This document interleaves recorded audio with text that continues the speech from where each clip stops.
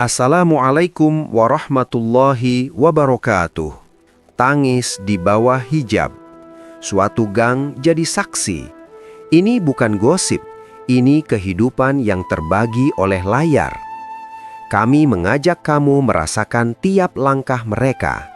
Aisyah yang menahan malu, Rina yang memilih anaknya, dan Budi yang kehilangan pekerjaannya. Narasinya pelan, tapi konsekuensinya mendalam. Subscribe untuk cerita-cerita budaya seperti ini. Tetap bersama sampai akhir. Ini soal hati yang teruji. Lihat bagaimana komunitas belajar memberi ruang atau menuntut hukuman di episode 4 dan 5. Aisyah muncul di layar ponsel yang bergetar karena notifikasi yang tak berhenti. Sebuah video singkat menangkap Aisyah menangis memegang hijabnya di depan rumah Budi. Gambar itu menyebar dari grup WhatsApp ke status, lalu ke beranda warga RT yang lain. Rina menonton klip itu di dapur sambil menahan rasa dingin yang tiba-tiba merayap di tubuhnya. Suara pemberitahuan menggema di lorong-lorong gang kecil sepanjang sore itu. Kabar itu bergerak lebih cepat daripada udara di antara genteng rumah. Bu warung menaruh sendok, melihat ponsel, lalu mengepalkan bibir sebelum menyekat tangan pada apron. Anak-anak di warung berhenti makan ketika ada pembicaraan tentang video itu. Pak RT menerima telepon di beranda dan menuliskan sesuatu di clipboardnya dengan gelisah. Di masjid, Ustadz Hadi menatap arah mimbar sambil menimbang kata-kata yang belum diucapkan. Aisyah duduk di kursi plastik depan kontrakan, mata bengkak dari menangis semalaman. Lila menatap dari balik pintu, tidak mengerti penuh apa yang terjadi, tetapi merasakan ketegangan. Budi tidak kembali ke rumah seperti biasanya, rumah terasa seperti perahu tanpa kemudi. Rina menutup jendela, mengurut pelipisnya, dan mendengar desah tetangga lewat celah bambu. Ibu Siti menyalakan lampu, mengamati lingkungan dengan cemas, kayu lantai berderit di bawah kakinya. Tetangga berkumpul di depan rumah Rina, suara mereka rendah dan serba menuduh. Fajar dan teman-temannya berbicara dalam bisik yang cepat sambil memeriksa kembali video itu. Seorang tetua menggeleng perlahan, matanya mengumpulkan keping-keping kehormatan yang retak. Di lorong sempit, poster kegiatan RT menempel, sekarang terpinggirkan oleh rumor yang lebih kuat. Kehidupan yang biasa, arisan, posyandu, olahraga pagi, merasa tiba-tiba tidak relevan. Aisyah mengingat hari-hari ketika ia pertama kali bertemu Budi di pasar yang ramai. Ia mengingat janji-janji kecil yang terucap saat minum teh di warung dekat masjid. Ia mengingat kerlip lampu jalan saat pulang bersama. Tangan mereka hampir bersentuhan. Kenangan itu menjadi beban saat video memperlihatkan satu malam yang tak lagi bisa dikesampingkan. Ponsel terus bergetar di meja, seperti detak jantung yang tidak mau berhenti. Rina melihat anaknya Lila tidur dengan wajah damai yang kontras dengan kekacauan di luar. Ia merasakan ada yang patah di dalam rumah yang dulu penuh dengan ritual kecil kebersamaan. Di kantor, Budi menatap layar komputer tanpa melihat. Detik-detik pekerjaan menjadi butir pasir. Tetangga berbisik tentang reputasi yang pecah seperti genteng saat hujan deras. Pak RT memanggil rapat darurat untuk membicarakan kejahatan moral yang telah terekam. Aisyah berjalan ke masjid dengan langkah pelan, mencoba mencari ketenangan di dalam sholat. Ustadz Hadi menatap dari mimbar, melihat wajah yang rapuh tanpa menghakimi di luar nalar. Beberapa jemaah menoleh, ada yang menunjukkan ekspresi simpati, sebagian menutup wajah. Masjid menjadi ruang kecil yang memisahkan doa dan desas-desus yang berjalan di luar. Ketika Aisyah berdoa, air mata terus jatuh, menyentuh kain sajadah yang sudah tipis. Rina duduk di kursi tamu, memegang foto pernikahan yang sudutnya mulai pudar dari sentuhan lama. Ia menyusuri wajah Budi di foto itu, mencari alasan yang bisa menerangkan semua ini. Di lorong RT, orang-orang bertanya pada satu sama lain tentang masa depan keluarga mereka. Bu warung mentupi senyum yang dulu hangat dengan garis kering di wajahnya. Geng remaja di sudut jalan menonton ulang video itu, masing-masing menyusun opini yang keras. Aisyah menerima pesan maaf yang ditulis berulang di layar, tetapi nada ketulusan sulit dilihat dari huruf. Ia berdiri di depan rumah Budi, memandang pagar yang pernah ia anggap sekedar batas biasa. Rina menatap piring di dapur seolah menatap potong-potongan hidung yang berserakan. Suara omongan tetangga menjadi musik latar yang membuat setiap langkah terasa berat. Pak RT menatap pintu satu persatu, menanyakan pendapat tentang tata krama yang terganggu. Ibu Siti duduk di teras sambil menyisir rambut yang menipis, memikirkan masa muda yang penuh tata susila. Ia menilai situasi dengan pengalaman tahun-tahun panjang yang tak banyak berbicara. Fajar memanjang video tersebut di grup sekolah dengan caption sinis yang membuat teman-teman tertawa kecil. Klaim kebenaran dan kecurangan berputar di antara orang dewasa yang sebelumnya kali sapa. Garis batas antara empati dan hukuman menjadi tipis di mata banyak warga. Rina pergi ke pasar sendirian, mencoba menemukan rutinitas yang bisa menahan perasaan terombang-ambing. Di jalan beberapa ibu bertanya halus tentang isu yang kini menjadi topik hangat. Budi menerima panggilan dari tempat kerja, suaranya datar dan tidak mampu menenangkan apapun. Aisyah menunggu di depan kontrakan, menatap nafasnya sebelum membuka pintu ke dunia. Pada malam hari, suara motor dan televisi tetangga terdengar seperti saksi bisu yang mengamati. Lila mulai dengar bisik-bisik di sekolah yang membuat cara teman-temannya menetapkannya. Ia pulang lebih cepat, menundukkan kepala di depan pagar rumah seperti burung kecil yang kehilangan rumah. Ibu Siti menyalakan teh hangat dan menaruhnya tanpa kata di meja Aisyah sebagai tanda kehadiran. Pak RT menyusun peringatan tertulis tentang ketertiban moral untuk ditempel di pos ronda. Di grup WhatsApp RT, emoji dan respon singkat menghentikan dialog panjang yang tak berani diucapkan. Aisyah menatap video itu sekali lagi dengan harapan menemukan alasan lain di dan setiap pinghan. Ia melihat bayangan dirinya sendiri yang terdistorsi oleh lensa asing publik. Rina menatap layar kosong dan menimbang apakah rumahnya masih bisa dipertahankan. Tetangga mulai merumuskan hukuman sosial yang tidak tertulis tetapi kuat terasa. Bu warung mengklaim ia akan menirak diri dari arisan sampai suara kembali tenang. Suatu pagi, pos ronda dipenuhi suara sidik selika warga membicarakan langkah-langkah selanjutnya. selanjutnya, Pak RT membacakan poin-poin yang terlihat seperti sebuah pengumuman kecil yang menghukum. Ustadz Hadi menawarkan kata-kata penenang yang berusaha menengahi antara dosa dan penebusan. Rina menutup pintu kamar anaknya dan merasakan beban parang yang menuntut keputusan. Di gang suara anak-anak bermain berbau dengan gumuman orang dewasa yang menilai. Aisyah membawa Lila ke taman kecil di balik blok, berusaha mempertahankan rutinitas sederhana. Lila bermain ayunan dengan wajah yang kadang tersenyum, kadang sendu tanpa alasan yang jelas. Budi terlihat dari jauh melewati gang, menutup dan menghindari kontak mata dengan orang yang dikenalnya. Ibu Siti menyiapkan nasi untuk Rina, berharap makanan bisa menjadi jembatan diam. Fajar dan teman-temannya mulai merasa ada sesuatu yang mengganjal ketika dilampak itu pada anak-anak. Rina menuliskan daftar barang yang harus diperbaiki di rumah, seolah membetulkan benda bisa memperbaiki hati. Ia menuliskan jadwal kegiatan anak, memastikan aktivitas sekolah tidak berhenti karena skandal. Aisyah membersihkan kamar Lila dengan gerakan yang lebih cepat dari biasanya. Setiap sapu adalah usaha untuk menyingkirkan rasa bersalah. Tetangga berdiri di ambang rumah, menanyakan apakah Aisyah akan ditoleransi kembali atau harus diasingkan. Pak RT mencatat nama-nama yang bersedia menjadi mediator untuk membahas masalah keluarga. Ustadz Hadi mengundang kedua pihak untuk duduk di serambi masjid setelah sholat berjamaah. Orang-orang berkumpul, beberapa dengan wajah yang lelah, beberapa dengan pandangan tajam. Aisyah masuk dengan langkah pelan, menarik nafas panjang sebelum menempatkan diri di kursi paling belakang. Rina duduk di belakang, menatap lurus ke arah mimbar, mencoba menahan amarah yang mengeras menjadi dingin. Suasana di serambi terasa tegang seperti malam sebelum badai. Pak RT membuka pembicaraan dengan nada yang berusaha netral namun tegas terhadap norma RT. Ibu Siti menatap kedua wanita itu, memikirkan anak-anak yang mungkin nantinya menanggung beban reputasi. Aisyah menunduk, tangan gemetar memikirkan hijabnya seperti jangkar yang rapuh. Rina merasa setiap detik rapat itu memperlihatkan bekas goresan yang semakin lebar di kerudungnya. Di luar, beberapa tetangga berdiri berjajar, menunggu keputusan yang akan mengubah keseharian mereka. Video itu tetap berada di pikiran warga, meski perbicaraan di serambi selesai tanpa kata-kata penuh kemenangan. Ada yang mendukung Aisyah untuk mendapat kesempatan menembus, ada yang ingin menjaga jarak sampai waktu menghapusnya. Budi dia diam, mungkin karena takut, mungkin karena merasa bersalah dan kebingungan. Lila menuntun nikmat kopinya dipercaya teman lainnya. Matanya percaya singkat sebelum kembali redup. Kehidupan RT seolah berada di perancangan antara memberikan luang untuk perbaikan dan menuntut pembalasan sosial. Malam turun, lampu-lampu gang menyala dan bayangan panjang berdiri seperti saksi. Aisyah duduk anda, menatap jalan yang dulu terasa akrab, kini penuh tatapan. Rina menutup tirai amar dan berusaha tidur dengan nafas yang rapat dan tak teratur. Pak RT mematikan lampu pos ronda terakhir sambil menatap daftar nama yang tertulis di clipboard. Di dalam rumah-rumah, setiap orang menimbang, menilai dan bersiapkan diri menghadapi hari esok yang penuh konsekuensi. Video itu terus menyebar keluar RT, memasuki grup-grup tetangga yang lebih luas. Reputasi Aisyah mulai tergerus setiap kali layar ponsel menyala di kerumunan warung. Rina menerima pesan dari keluarga di kampung yang menanyakan kabar yang membuatnya tercekik. Budi mulai mendapat tatapan dingin dari rekan kerja saat lewat pantry kantor. Tetangga yang dulu ramah kini menyapa dengan jarak dan kata-kata yang kaku. Bu warung menutup sebagian meja makan siang untuk menghindari pertemuan yang canggung. Orang-orang memperdebatkan apakah tindakan mengekspos urusan pribadi adalah jalan yang benar. Aisyah merasakan kesehariannya hancur sedikit demi sedikit oleh bisik-bisik yang tak kunjung padam. Lila mendengarkan pelukan ibunya yang semakin rapuh saat malam tiba. Fajar mendapat perhatian lebih di sekolah karena menjadi salah satu yang menyebarkan ulang klip itu. Rina menolak undangan arisan dan menjauh dari pertemuan warga demi menjaga martabat keluarga. Budi menerima pesan singkat dari atasan yang menanyakan kabar dengan nada prihatin. Aisyah merasa tubuhnya seolah dipukul oleh mata-mata yang tidak pernah lelah menilai. Pak RT mendapat tekanan dari beberapa warga untuk mengambil tindakan tegas. Suasana RT berubah menjadi sesuatu yang selalu waspada, seperti sebelum musibah yang belum jelas bentuknya.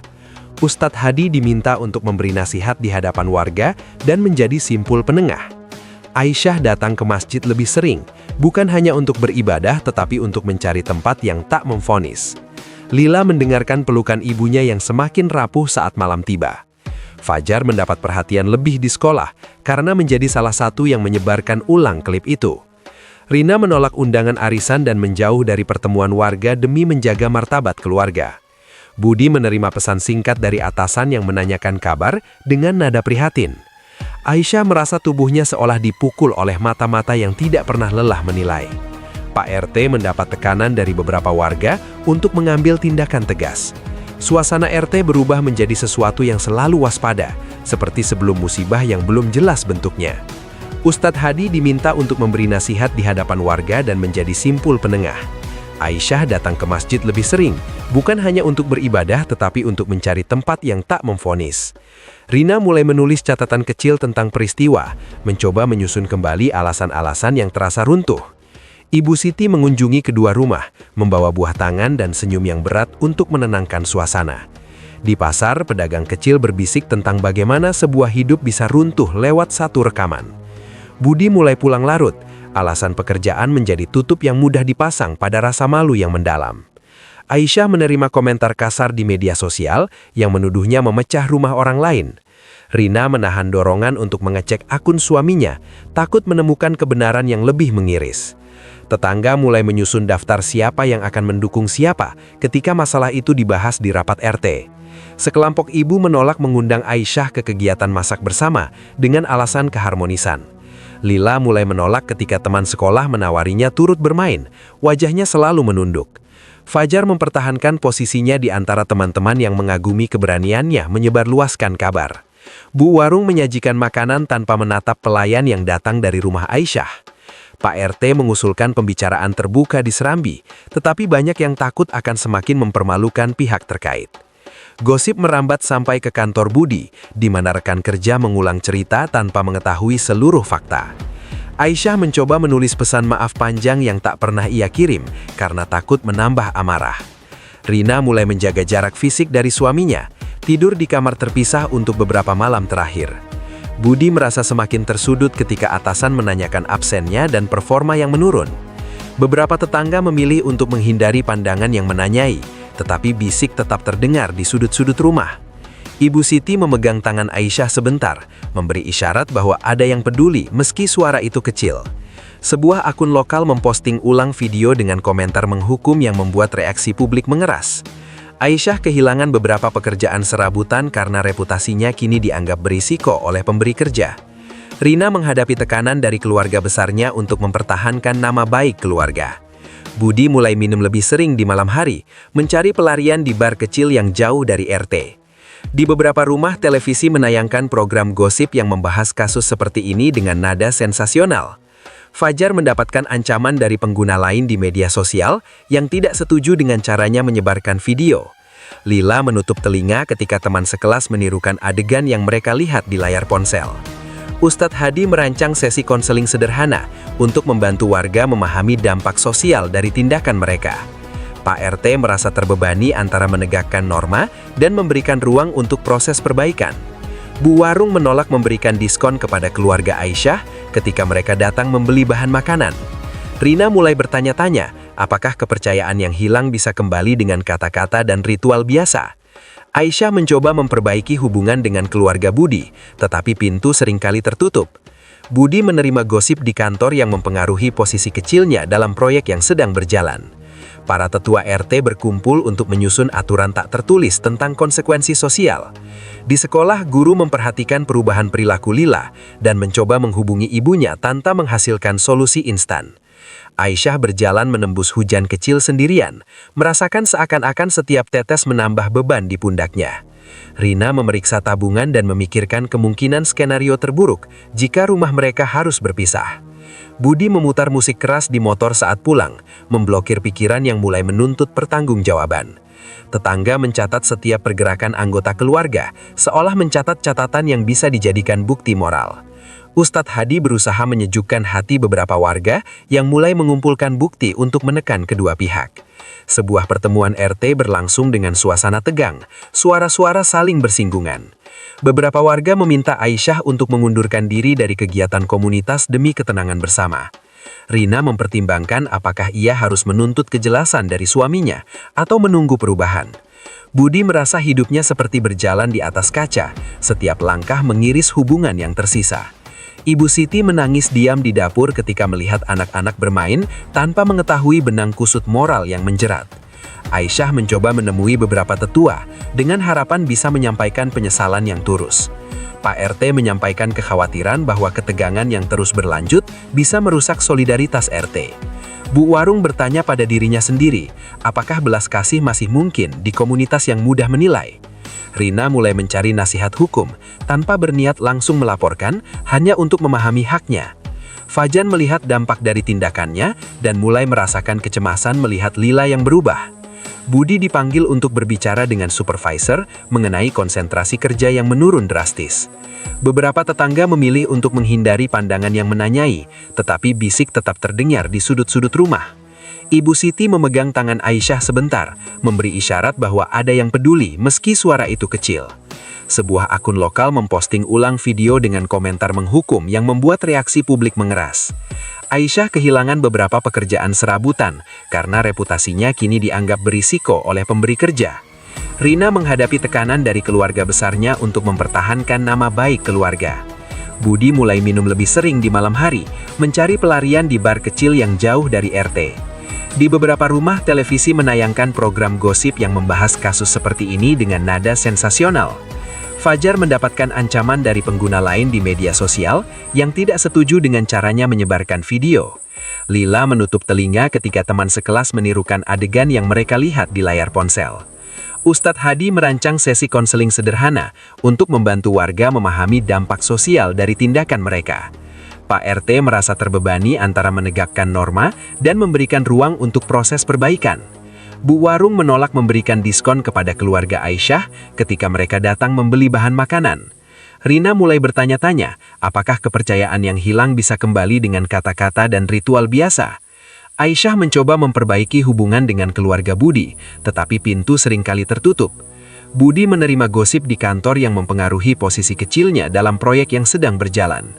Para tetua RT berkumpul untuk menyusun aturan tak tertulis tentang konsekuensi sosial. Di sekolah, guru memperhatikan perubahan perilaku Lila dan mencoba menghubungi ibunya tanpa menghasilkan solusi instan. Aisyah berjalan menembus hujan kecil sendirian, merasakan seakan-akan setiap tetes menambah beban di pundaknya. Rina memeriksa tabungan dan memikirkan kemungkinan skenario terburuk jika rumah mereka harus berpisah. Budi memutar musik keras di motor saat pulang, memblokir pikiran yang mulai menuntut pertanggungjawaban. Tetangga mencatat setiap pergerakan anggota keluarga, seolah mencatat catatan yang bisa dijadikan bukti moral. Ustadz Hadi berusaha menyejukkan hati beberapa warga yang mulai mengumpulkan bukti untuk menekan kedua pihak. Sebuah pertemuan RT berlangsung dengan suasana tegang, suara-suara saling bersinggungan. Beberapa warga meminta Aisyah untuk mengundurkan diri dari kegiatan komunitas demi ketenangan bersama. Rina mempertimbangkan apakah ia harus menuntut kejelasan dari suaminya atau menunggu perubahan.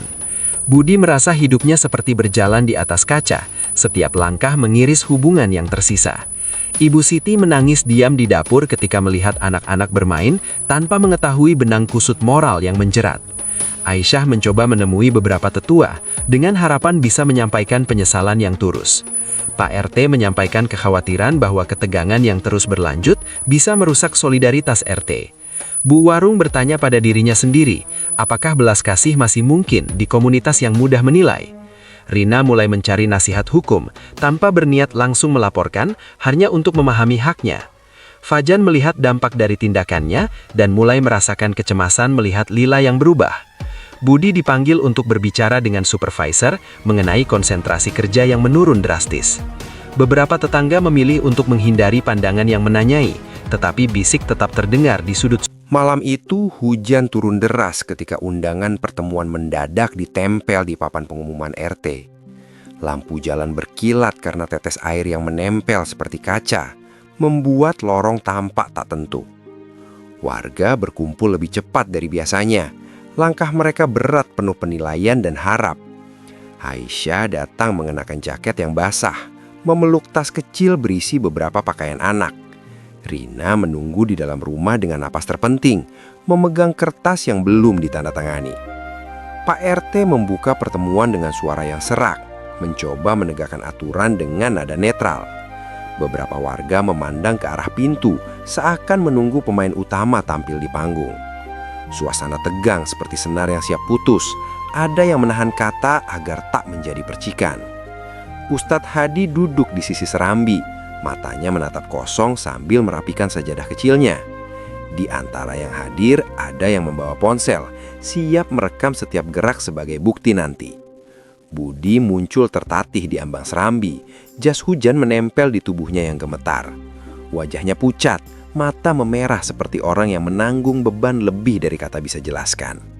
Ia berjalan ke tengah pertemuan tanpa kata, dan semua suara seketika meredup. Rina melihat langkah itu dan merasakan jantungnya terseret antara amarah dan harap yang hancur. Aisyah menutup mata sejenak, menahan mual yang datang karena ketegangan seperti ombak. Budi berdiri, menaruh tangan di depan dada seperti orang yang mau mengaku dosa di hadapan imam. Ia menarik napas panjang, lalu tubuhnya sedikit gemetar ketika pengakuan pertama terucap dalam benaknya. Suasana menunggu. Suara nafas warga menjadi latar yang tak terelakkan. Rina menundukkan kepala, tubuhnya menegang seperti busur yang siap melepaskan panah. Beberapa tetangga saling bertukar pandang, menunggu kata-kata yang akan menentukan nasib banyak pihak. Budi menengok ke arah Aisyah, matanya penuh penyesalan seperti air yang tak bisa kembali lagi ke sumbernya. Ia mengingat malam-malam berbohong, janji yang dilanggar, dan kebisuan yang memakan rumahnya sendiri. Rina merasakan panas di pipi, bukan dari hujan, tetapi dari air mata yang menahan amarah. Aisyah memegang erat tangan Lila, menerima getaran kecil yang menembus hingga ke tulang. Di luar, suara hujan menutup bisik-bisik yang tadi mengisi lorong-lorong.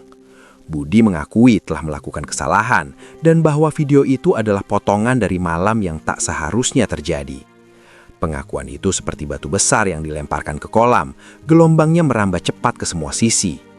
Beberapa warga menghela napas panjang, ada yang menunduk, ada yang menutup telinga seperti menolak mendengar. Rina merasakan dunia berputar cepat, ia berpegangan pada meja agar tidak roboh. Aisyah merasakan jantungnya terbelah antara rasa malu yang menumpuk dan kebutuhan melindungi anak. Budi melanjutkan, suaranya serak ketika menyebut nama keluarga dan janji yang dilanggar. Ia menyatakan kesiapan untuk menerima konsekuensi, termasuk pergi jika itu menenangkan semua pihak. Rina menaruh surat di meja. Itu adalah surat yang ia siapkan untuk advokat, berisi langkah-langkah yang tak mudah ditarik kembali. Pak RT menuliskan beberapa poin di clipboard, mencatat tindakan-tindakan aparat lingkungan yang harus diambil. Beberapa ibu menutup wajah dengan tangan, menahan desahan yang bisa menjadi amarah. Seorang tetua berdiri perlahan. Langkahnya berat namun tatapannya tajam seperti suluh yang menilai. Ia meminta agar semua pihak merenung dan memberi ruang hukum adat sekaligus kebaikan bersama. Ustadz Hadi mengangkat kepala, matanya menerawang, menimbang antara hukuman dan kesempatan untuk taubat. Rina melihat kesempatan itu sebagai bayangan tipis yang tak cukup untuk menambah luka besar. Aisyah memutuskan sesuatu dalam hening. Ia akan membuat keputusan yang melindungi anaknya terlebih dahulu. Keputusan Rina diumumkan dengan suara yang tenang, namun tegas. Ia memilih menempuh jalur hukum dan mengajukan permohonan cerai. Pengumuman itu seperti palu yang memecah gelas, tajam dan tak bisa disatukan kembali. Beberapa warga terkejut, ada yang mendukung, ada yang menganggapnya langkah yang terlalu cepat. Budi menunduk, wajahnya berubah seperti tanah yang kehilangan airnya. Aisyah menatap Lina untuk sesaat, mata mereka bertukar, bukan kata, tetapi beban yang sama. Rina mulai menata barang-barang ke dalam kardus. Setiap lipatan kain terasa seperti memotong memori bersama. Lila menangis pelan di sudut kamar, memegang boneka yang kini terasa sendirian. Budi berusaha mengambil satu dua barang, tetapi tangannya gemetar dan ia mundur. Tetangga yang dulu berpihak mulai memilih sisi. Ada yang menawarkan bantuan, ada yang menarik diri. Di luar, Fajar memantau dari kejauhan, menyadari bahwa tindakannya dulu memiliki konsekuensi manusiawi. Aisyah memutuskan pergi sementara dari RT untuk melindungi Lila dari tatapan yang terus-menerus. Ia mengemasi beberapa pakaian dan menyelesaikan urusan kecil sebagai persiapan ke penginapan tetangga. Ibu Siti menaruh panci berisi makanan di depan pintu, tanda solidaritas kecil yang tak banyak bicara. Rina menatap dari jendela saat Aisyah pergi, rasa bersalah dan simpati bergulung tanpa kata. Suara pintu yang tertutup menjadi denting terakhir yang menggema dalam malam itu. Budi kehilangan pekerjaan beberapa hari kemudian karena reputasi yang menempel pada namanya. Surat pemutusan kerja datang seperti hujan yang turun pada titik paling rapuh di hidupnya. Rina merasakan beban finansial yang akan datang, namun ia juga merasakan kebebasan yang pahit. Aisyah menyiapkan dokumen untuk pendaftaran sekolah Lila yang baru, berusaha membangun kembali rasa aman. Pak RT menengok ke papan pengumuman, memikirkan aturan komunitas yang kini harus diperketat. Kabar pembubaran kerja Budi menyebar, menimbulkan perdebatan tentang apakah hukuman sosial harus sampai sejauh itu. Beberapa warga merasa keputusan perusahaan terlalu cepat, beberapa merasa itu adalah cermin konsekuensi. Rina menerima dukungan dari keluarga di kampung yang menawarkan bantuan moral dan tempat berlindung sementara. Aisyah mendapatkan tawaran bekerja dari seorang perempuan yang pernah menolongnya diam-diam. Ustadz Hadi menyampaikan khutbah tentang tanggung jawab dan akibat dari perbuatan yang menimbulkan luka. Rina melihat kesempatan itu sebagai bayangan tipis yang tak cukup untuk menambah luka besar. Aisyah memutuskan sesuatu dalam hening. Ia akan membuat keputusan yang melindungi anak terlebih dahulu. Keputusan Rina diumumkan dengan suara yang tenang, namun tegas. Ia memilih menempuh jalur hukum dan mengajukan permohonan cerai. Pengumuman itu seperti palu yang memecah gelas, tajam dan tak bisa disatukan kembali. Beberapa warga terkejut, ada yang mendukung, Ada yang menganggapnya langkah yang terlalu cepat. Budi menunduk, wajahnya berubah seperti tanah yang kehilangan airnya. Aisyah menatap Rina untuk sesaat. Mata mereka bertukar, bukan kata, tetapi beban yang sama. Rina mulai menata barang-barang ke dalam kardus. Setiap lipatan kain terasa seperti memotong memori bersama. Lila menangis pelan di sudut kamar, memegang boneka yang kini terasa sendirian. Budi berusaha mengambil satu dua barang, tetapi tangannya gemetar dan ia mundur. Tetangga yang dulu berpihak mulai memilih sisi. Ada yang menawarkan bantuan, ada yang menarik diri. Di luar, Fajar memantau dari kejauhan, menyadari bahwa tindakannya dulu memiliki konsekuensi manusiawi. Aisyah memutuskan pergi sementara dari RT untuk melindungi Lila dari tatapan yang terus-menerus. Ia mengemasi beberapa pakaian dan menyelesaikan urusan kecil sebagai persiapan ke penginapan tetangga. Ibu Siti menaruh panci berisi makanan di depan pintu, tanda solidaritas kecil yang tak banyak bicara. Rina menatap dari jendela saat Aisyah pergi. Rasa bersalah dan simpati bergulung tanpa kata. Suara pintu yang tertutup menjadi denting terakhir yang menggema dalam malam itu. Budi kehilangan pekerjaan beberapa hari kemudian karena reputasi yang menempel pada namanya. Surat pemutusan kerja datang seperti hujan yang turun pada titik paling rapuh di hidupnya. Rina merasakan beban finansial yang akan datang, namun ia juga merasakan kebebasan yang pahit. Aisyah menyiapkan dokumen untuk pendaftaran sekolah Lila yang baru, berusaha membangun kembali rasa aman. Pak RT menenggok ke papan pengumuman, memikirkan aturan komunitas yang kini harus diperketat. Kabar pembubaran kerja Budi menyebar, menimbulkan perdebatan tentang apakah hukuman sosial harus sampai sejauh itu. Beberapa warga merasa keputusan perusahaan terlalu cepat, beberapa merasa itu adalah cermin konsekuensi. Rina menerima dukungan dari keluarga di kampung yang menawarkan bantuan moral dan tempat berlindung sementara. Aisyah mendapatkan tawaran bekerja dari seorang perempuan yang pernah menolongnya diam-diam. Ustadz Hadi menyampaikan khutbah tentang tanggung jawab dan akibat dari perbuatan yang menimbulkan luka. Rina melihat kesempatan itu sebagai bayangan tipis yang tak cukup untuk menambal luka besar. Aisyah memutuskan sesuatu dalam hening. Ia akan membuat keputusan yang melindungi anak terlebih dahulu. Keputusan Rina diumumkan dengan suara yang tenang, namun tegas. Ia memilih menempuh jalur hukum dan mengajukan permohonan cerai. Pengumuman itu seperti palu yang memecah gelas, tajam dan tak bisa disatukan kembali. Beberapa warga terkejut, ada yang mendukung, ada yang menganggapnya langkah yang terlalu cepat. Budi menunduk. Wajahnya berubah seperti tanah yang kehilangan airnya. Aisyah menatap Rina untuk sesaat. Mata mereka bertukar, bukan kata, tetapi beban yang sama. Rina mulai menata barang-barang ke dalam kardus. Setiap lipatan kain terasa seperti memotong memori bersama. Lila menangis pelan di sudut kamar, memegang boneka yang kini terasa sendirian. Budi berusaha mengambil satu dua barang, tetapi tangannya gemetar dan ia mundur. Tetangga yang dulu berpihak mulai memilih sisi. Ada yang menawarkan bantuan, ada yang menarik diri. Di luar, Fajar memantau dari kejauhan. Beberapa minggu berlalu dan suasana RT mulai menyesuaikan diri dengan rutinitas yang baru.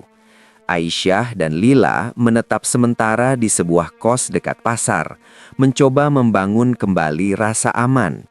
Rina menata rumah dengan cermat, menggantung tirai baru sebagai tanda ia menutup bab lama. Budi bekerja serabutan mencari penghasilan sambil menanggung rasa malu yang terus menghantui.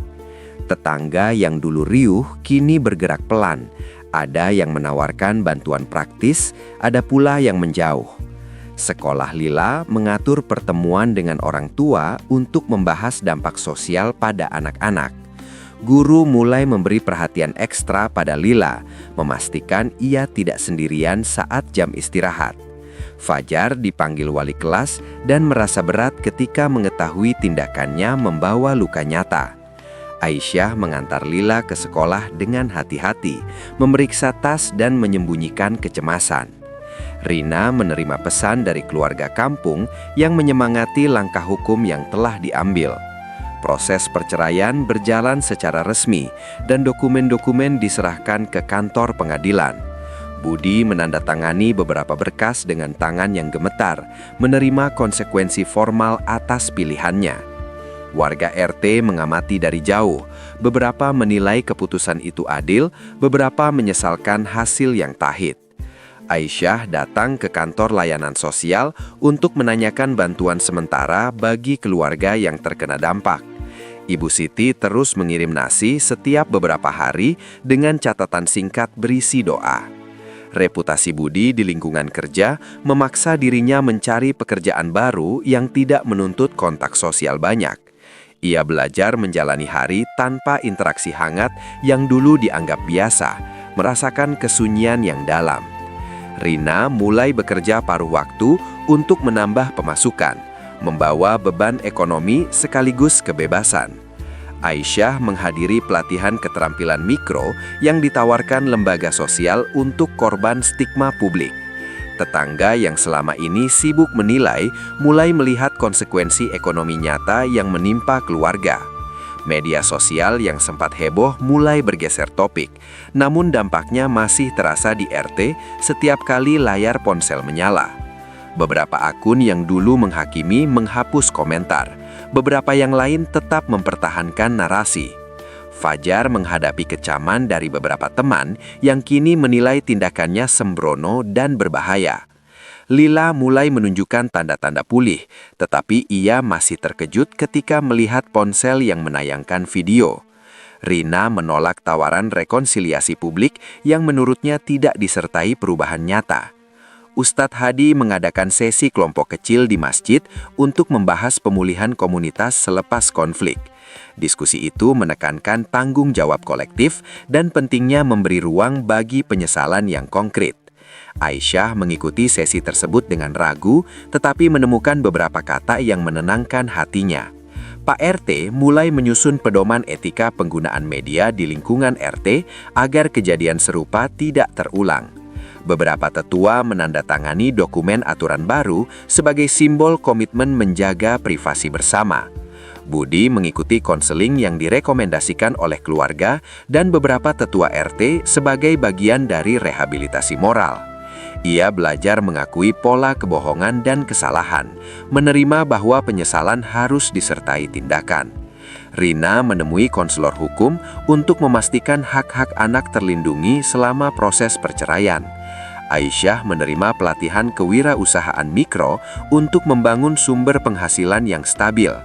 Ibu Siti terus menjadi jembatan kecil antara dua keluarga, sesekali membawa kabar baik yang menenangkan. Seorang tetangga muda menginisiasi program bersih-bersih lingkungan yang melibatkan semua warga tanpa kecuali. Kegiatan itu menjadi alat praktis untuk mengubah suasana permusuhan menjadi kerjasama kecil. Aisyah ikut dalam satu kelompok kerja, merasa aneh sekaligus diberdayakan ketika dipanggil membantu. Rina mengawasi Lila saat anaknya bermain, memperhatikan interaksi sosial yang mulai normal kembali. Budi melihat kegiatan itu dari jauh, merasakan dorongan untuk menunjukkan perubahan melalui tindakan nyata. Lila mulai menerima undangan bermain dari beberapa teman baru yang diawasi guru dengan ketat. Ada hari-hari ketika ia kembali pulang dengan cerita sederhana dan tawa yang ringkih namun nyata. Fajar mencoba meminta maaf secara pribadi kepada Lila, menulis surat yang diserahkan lewat guru. Aisyah membacakan surat itu sendiri, menimbang apakah memberi ruang bagi penyesalan remaja adalah langkah bijak. Rina menilai niat Fajar dengan teliti, melihat ketulusan yang menunjukkan pembelajaran dan konsekuensi. Budi mencoba memperbaiki hubungan dengan keluarganya sendiri, mengunjungi orang tua yang dulu ia jaga dengan dingin. Ia meminta maaf tanpa banyak kata, menerima teguran dan saran agar berubah dari akar, bukan hanya penampilan. Rina menyelesaikan pembagian harta dengan tenang, memastikan kebutuhan Lila menjadi prioritas. Aisyah menerima tawaran pekerjaan paruh waktu di sebuah toko kain setelah mengikuti pelatihan. Di warung, percakapan tentang gosip berkurang, langkah kecil menuju rutinitas sehari-hari mulai terasa. Warga yang dulu menghakimi mulai berkumpul untuk acara gotong royong yang dipimpin oleh ibu-ibu. Kesibukan memungut sampah dan menata taman memberi ruang bagi percakapan yang lebih manusiawi. Aisyah ikut dalam satu kelompok kerja, merasa aneh sekaligus diberdayakan ketika dipanggil membantu. Rina mengawasi Lila saat anaknya bermain, memperhatikan interaksi sosial yang mulai normal kembali. Budi melihat kegiatan itu dari jauh, merasakan dorongan untuk menunjukkan perubahan melalui tindakan nyata. Lila mulai menerima undangan bermain dari beberapa teman baru yang diawasi guru dengan ketat. Ada hari-hari ketika ia kembali pulang dengan cerita sederhana dan tawa yang ringkih namun nyata. Fajar mencoba meminta maaf secara pribadi kepada Lila, menulis surat yang diserahkan lewat guru. Aisyah membacakan surat itu sendiri, menimbang apakah memberi ruang bagi penyesalan remaja adalah langkah bijak. Rina menilai niat Fajar dengan teliti, melihat ketulusan yang menunjukkan pembelajaran dan konsekuensi. Budi mencoba memperbaiki hubungan dengan keluarganya sendiri, mengunjungi orang tua yang dulu ia jaga dengan dingin. Ia meminta maaf tanpa banyak kata, menerima teguran dan saran agar berubah dari akar, bukan hanya penampilan. Rina menyelesaikan pembagian harta dengan tenang, memastikan kebutuhan Lila menjadi prioritas. Aisyah menerima tawaran pekerjaan paruh waktu di sebuah toko kain setelah mengikuti pelatihan. Di warung, percakapan tentang gosip berkurang. Langkah kecil menuju rutinitas sehari-hari mulai terasa. Warga yang dulu menghakimi mulai berkumpul untuk acara gotong royong yang dipimpin oleh ibu-ibu. Kesibukan memungut sampah dan menata taman memberi ruang bagi percakapan yang lebih manusiawi. Aisyah ikut dalam satu kelompok kerja, merasa aneh sekaligus diberdayakan ketika dipanggil membantu. Rina mengawasi Lila saat anaknya bermain, memperhatikan interaksi sosial yang mulai normal kembali.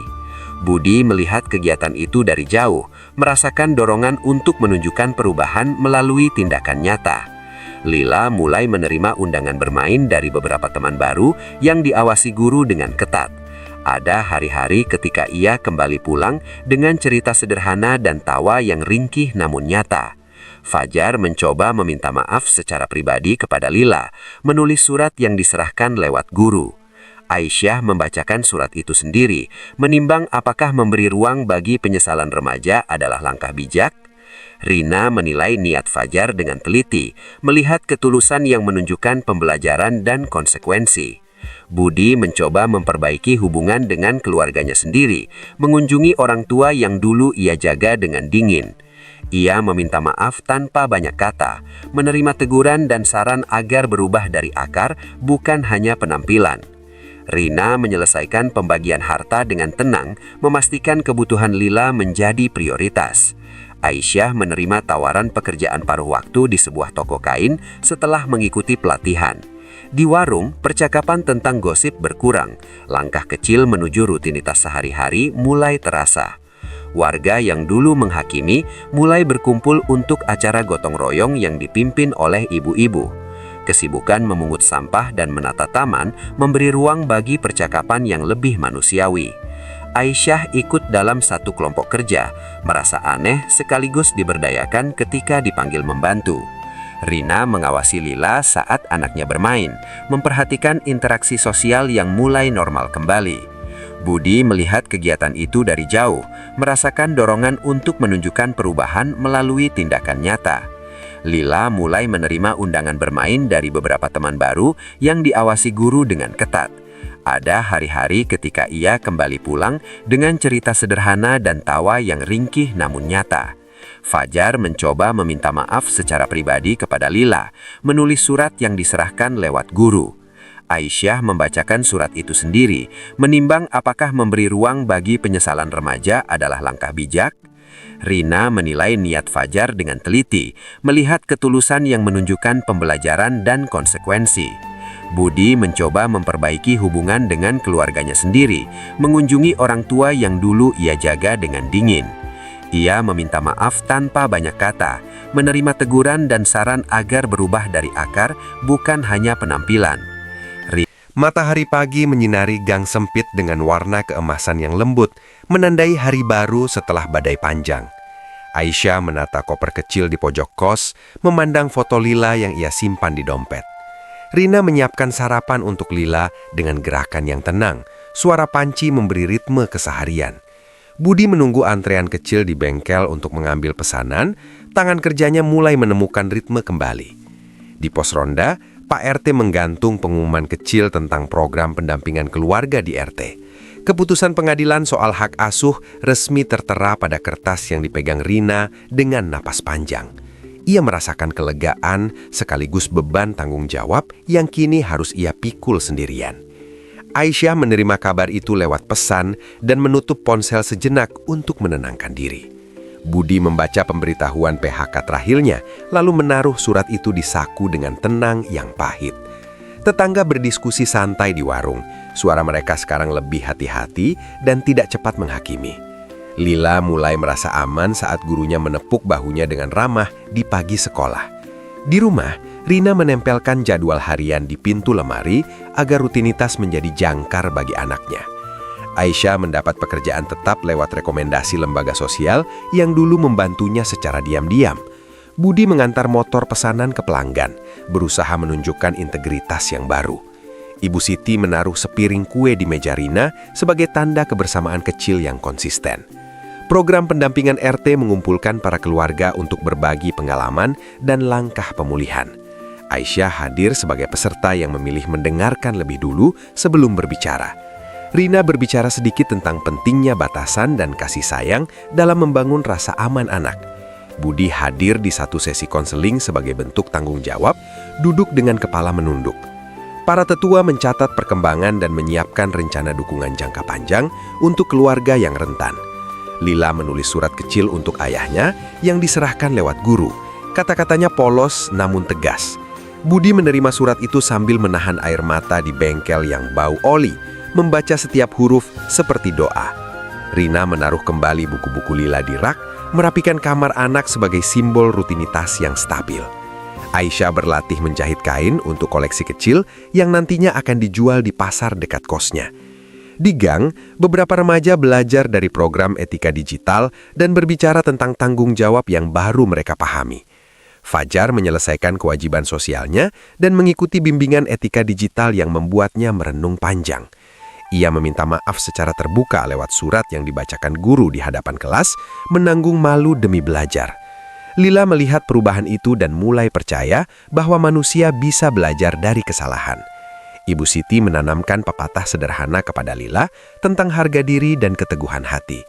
Bu warung mulai menyapa Aisyah dengan cara yang normal saat ia membeli bahan makanan untuk lapaknya.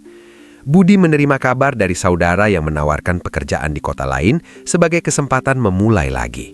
Ia mempertimbangkan peluang itu sebagai jalan menuju hidup yang lebih bersih dan penuh tanggung jawab.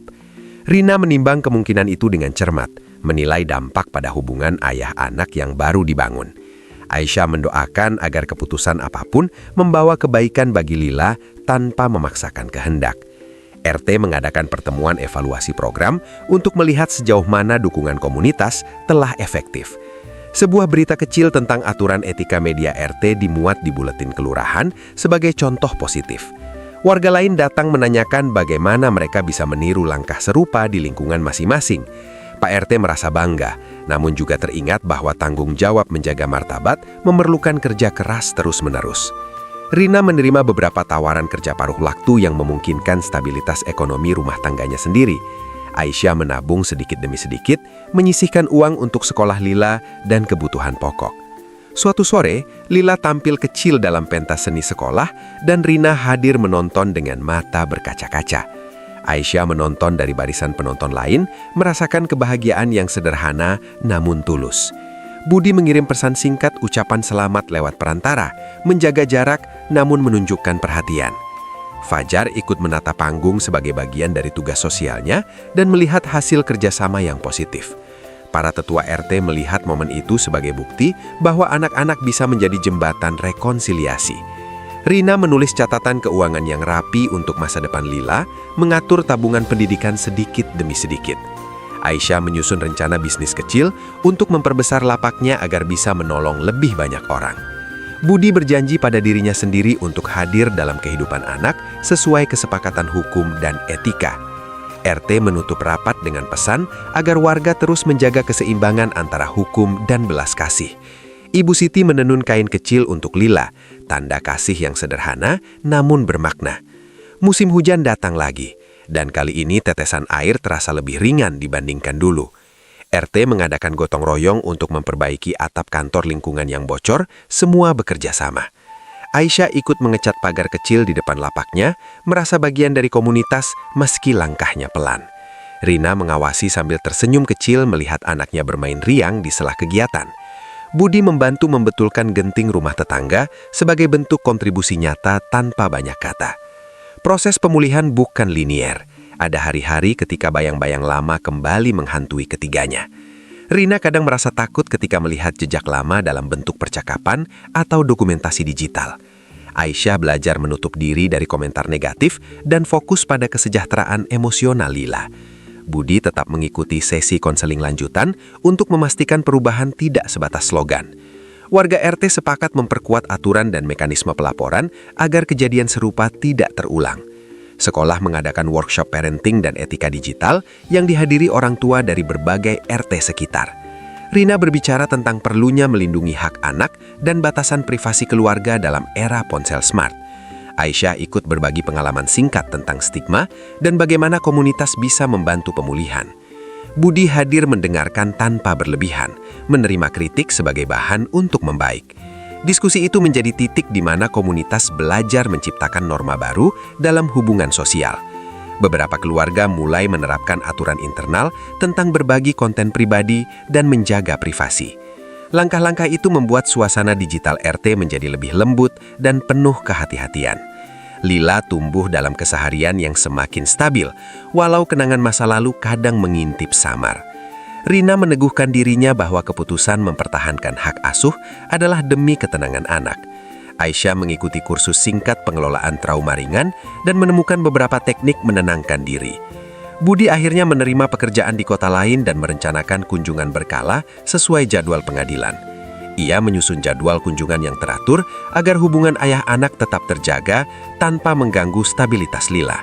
Rina menyambut pertemuan terjadwal itu dengan batas-batas yang jelas demi kebaikan bersama. Aisyah mendukung konsistensi itu karena ia melihat manfaat nyata bagi perkembangan Lila. RT melihat proses itu sebagai contoh bagaimana batas hukum dan goodwill bisa berjalan bersama. Waktu berjalan, dan beberapa luka mulai menipis menjadi bekas yang mengingatkan tanpa lagi menghancurkan. Para remaja yang pernah viral belajar menjadi lebih berhati-hati dan beberapa menjadi relawan program etika digital. Aisyah mengirim Lila ke les membaca yang diadakan di masjid, melihat anaknya tumbuh percaya diri kembali. Rina menata lemari penuh buku untuk Lila sebagai tanda investasi masa depan yang aman. Budi menunggu di halaman ketika kunjungan singkat, memandang anaknya dengan lembut dan penuh penyesalan yang nyata. Pada hari ulang tahun kecil Lila, tetangga mengumpulkan hadiah sederhana sebagai bentuk dukungan komunitas.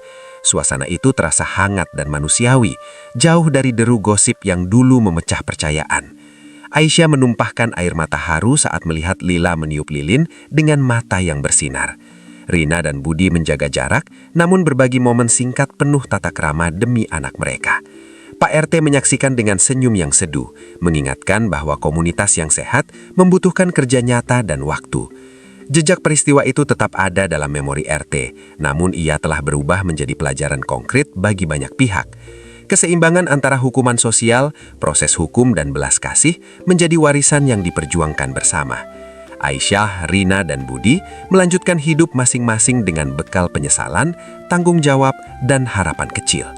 Komunitas belajar menjaga privasi, mengedukasi anak, dan memberi ruang bagi penebusan yang disertai perubahan. Di gang Jakarta yang pernah gaduh, kini ada suara anak-anak bermain, bunyi sapu, dan harapan yang tumbuh perlahan.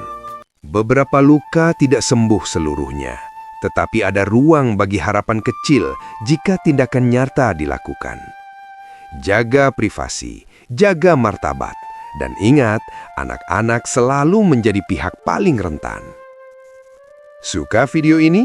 Tekan like, subscribe, dan bagikan pengalamanmu di komentar. Pilih episode lain di playlist kami untuk menyelami cerita berikutnya. Waalaikumsalam warahmatullahi wabarakatuh.